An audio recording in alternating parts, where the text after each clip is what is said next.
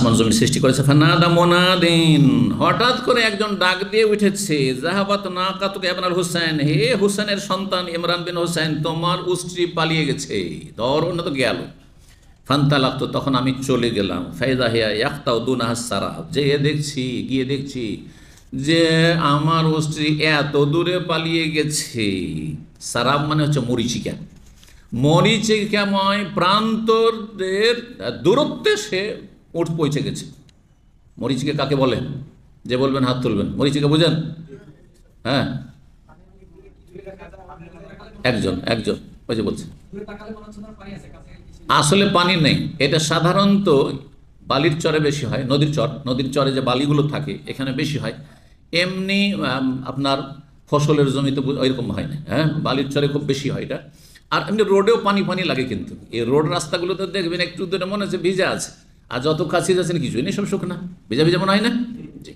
কিন্তু আসল মরিচিকা হচ্ছে যে আপনার নদীর যে চরগুলি রয়েছে, বালির চর, এক কথা বালি ওয়াল্লাযীনা কাফারু আমালুহুম কাসারাব। আল্লাহ সূরা নূরে বলেছেন যে কাফেরদের আমলগুলি কিয়ামতের দিনে ওরা দেখতে পাবে, কিন্তু কীরকম দেখবে?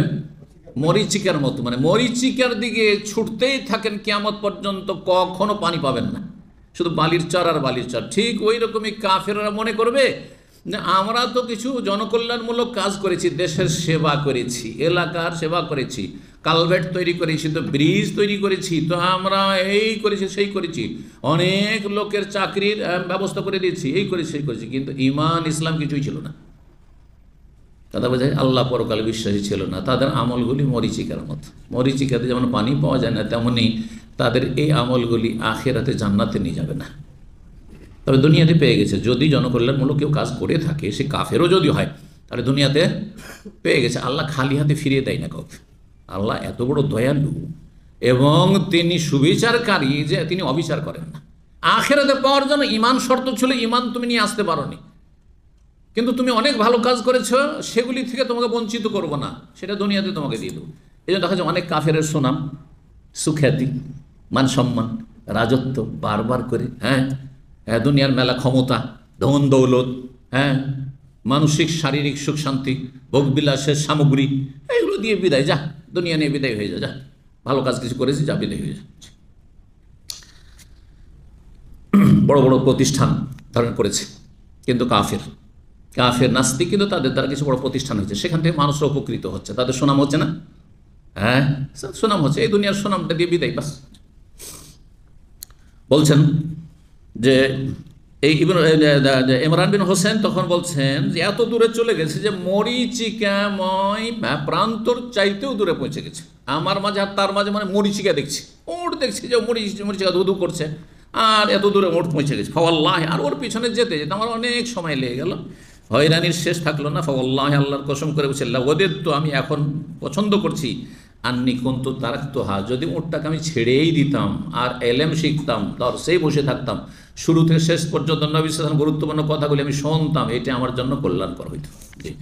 3192 নম্বর হাদিস বলছেন আব্দুল্লাহ বিন সামিয়াত ওমারা, তারেক বিন শিহাব বলছেন ওমর রাদিয়াল্লাহু তাআলার কাছে শুনেছি, ইয়াকুলু কামা ফিনান নবী সাল্লাল্লাহু আলাইহি ওয়াসাল্লাম, আমাদের মাঝে একবার দাঁড়ালেন ভাষণ দিতে, মাকামান মানে ভাষণের স্থানে। ফাআখবারানা আন বাদিল খাল, আমাদেরকে জানিয়ে দিলেন সৃষ্টির সূচনা সম্পর্কে, এমনভাবে বলা শুরু করলেন, হাত্তা দাখাল আহলুল জান্নাতে মানাজিলাহুম ওয়া আহলুন নারে মানাজিলাহুম, এমন কি জান্নাতীরা জান্নাতে তাদের স্থান পর্যন্ত পৌঁছা পর্যন্ত, আর জাহান্নামীরা জাহান্নামে যাওয়া পর্যন্ত এত দূর পর্যন্ত বয়ান করে দিলেন। সৃষ্টির সূচনা থেকে শুরু করে যুগে যুগে যে ফিতনা, ফাসাদ, অশান্তি আর এইসব যা কিছু হবে, ভবিষ্যৎবাণী, অনেক ভবিষ্যৎবাণী যা হচ্ছে, এখন হচ্ছে, এর আগে হয়েছে, 50-100 বছর আগে হয়েছে, আর এরপরে যে দুনিয়া যতদিন বাকি থাকবে হবে, আর বড় কিয়ামতের লক্ষণগুলি, ছোট লক্ষণ ইত্যাদি সব বয়ান করতে করতে তারপরে দুনিয়া ধ্বংস হওয়া, সিংহায় ফুৎকার, দুনিয়া ধ্বংস হওয়া, আসমান জমির সব ধ্বংস, তারপরে হাসরের ময়দান, আর তারপরে জান্নাতীরা চলে গেল, জাহান্নামীরা চলে গেল। আল্লাহু আকবার, এত তো সব বয়ান করে দিন নবী করিম সাল্লাল্লাহু আলাইহি ওয়াসাল্লাম। লম্বা ভাষণ ছিল রাসূলুল্লাহ সাল্লাল্লাহু আলাইহি ওয়াসাল্লামের। জি, এতগুলি কথা যে বয়ান করলেন, কিন্তু আমরা সবাই তার এগুলোকে সংরক্ষণ করে মুখস্থ রাখতে পারিনি। বলছেন হাফেজ যালিকা মান হাফিজাহু, যে ভাগ্যবান সে সেগুলিকে মুখস্থ রাখতে পেরেছে। ওয়ান্নাসিয়াহু মান নাসিয়া, আর যে ভুলে গেছে। সবাই যে 100 মনে রেখেছে তা মনে রাখেনি, কিন্তু নবী সাল্লাল্লাহু আলাইহি ওয়াসাল্লাম সব কথা শুনিয়েছেন। 3193 নম্বর হাদিস। হাদিস বলছেন আবু হুরায়রা রাদিয়াল্লাহু তাআলা আনহু বলছেন কালা রাসূলুল্লাহ সাল্লাল্লাহু আলাইহি ওয়াসাল্লাম, রাসূল বলেন কাল আল্লাহ তাআলা, মহান আল্লাহ বলেন। হাদিসে মহান আল্লাহ বলেন, ওই হাদিসকে কি বলা হয়? হাদিসে কুদসি। আল্লাহ কি বলছেন? ইয়াশতামুনি ইবনু আদম, আদম সন্তান আমাকে গাল দেয়। আদম সন্তানের কিছু লোক আছে, অধিকাংশই আছে, যারা আল্লাহকে গাল বন্ধ করে। ওমা ইয়ানবাগি লাহু আয়াশতামানি, আর তার জন্য আমাকে গাল দেওয়া অনুচিত, উচিত নয়। ওয়া ইউকাযযিবুনি, আর আদম সন্তান আমাকে মিথ্যা জ্ঞান করে, মিথ্যা মনে করে। ওমা ইয়ানবাগি লাহু, তার জন্য সেটাও অনুচিত, আমাকে মিথ্যা মনে করা তার মোটেই উচিত নয়। আম্মা শাতমুহু, আল্লাহকে গাল দেওয়া, মেলা রকমের গাল দেওয়া আছে, তার মধ্যে একটি গাল হচ্ছে ফাকাউলুহু, কোন আদম সন্তান যদি বলে ইন্নালি ওয়ালাদান, যে আমার সন্তান রয়েছে। আল্লাহর কি রয়েছে? সন্তান রয়েছে। ঈসা আলাইহিস সালাম কি আল্লাহর পুত্র, খ্রিস্টানরা বলছে এটা। খ্রিস্টান আল্লাহকে কি করছে? গাল দিচ্ছে। আল্লাহকে গাল দেওয়া উপলক্ষে 25শে ডিসেম্বর তাদের বড়দিন, আর সেই দিনে আপনি তাদের অনুষ্ঠানে অংশ নিচ্ছেন অথবা তাদের অভিনন্দন দিচ্ছেন, তাদের উইশ করছেন আপনি। এটা তাহলে আপনি স্বীকৃতি দান করছেন যে তোমরা আল্লাহকে গাল দিচ্ছ, এটা আমি সমর্থন করছি। এটা এত বড় অপরাধ।